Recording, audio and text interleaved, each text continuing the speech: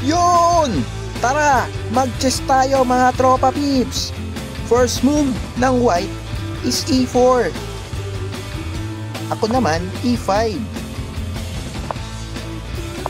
Next, horse. Nag-pawn siya. Push ako ng pawn. Horse ulit tira niya. Ako din, horse din. Nag-bishop siya. Pinabas ko rin yung bishop ko. Pinantayan niya yung horse niya. Pero te-takes ko yan. Takes din siya. Push ko ng pawn. Takes niya yung horse ko. Takes ko din yung bishop niya. Target niya yung queen ko. Kaya atras tayo konti. Nag-castling siya. Push naman ako konti. Ayan na. So, queen naman. Oh, takes tayo. Tinex din niya. Nag-castling ako. Nira niya ang pawn. Sa akin din. Tinex niya. Move ang pawn. Tapos takes ako. So no choice tayo kundi i-takes ang bishop. Takes din ng queen. Atras ang king.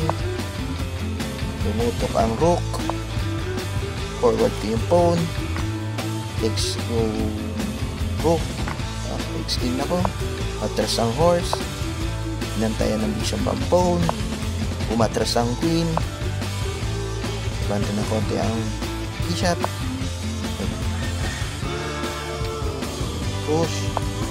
Go lang. Check. Move ang pawn. Takes.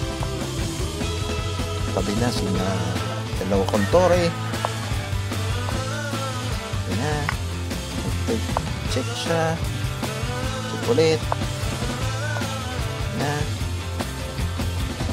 Book. Check.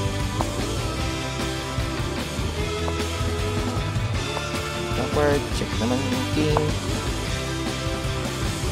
Pinakpan niya.